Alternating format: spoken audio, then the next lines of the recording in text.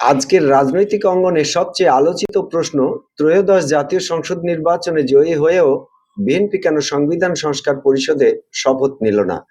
যেখানে জামায়াত সহ অন্যান্য দল দুটি শপথ গ্রহণ করেছে, সেখানে বিএনপির এই না কি কোনো সংকটের ইঙ্গিত? কেন এই অনাগ্রহ? সংবিধানের ধারায় বিএনপির স্থায়ী কমিটির সদস্য সালাউদ্দিন আহমেদের মতে, বিদ্যমান সংবিধানে সংবিধান সংস্কার পরিষদ বলে কোনো ধারার অস্তিত্ব নেই। আইনি জটিলতায় সংবিধানে এই পরিষদের শপথের কোনো নির্দিষ্ট ফর্ম বা শপথ পাঠ করানোর সুনির্দিষ্ট বিধান না থাকায় বিএনপি একে এড়িয়ে যাচ্ছে। অবস্থান পরিষ্কার, বিএনপি বলছে তারা জনগণের ভোটে সংসদ সদস্য হিসেবে নির্বাচিত হয়েছেন, তাই সংসদ সদস্য হিসেবেই শপথ নিয়েছেন।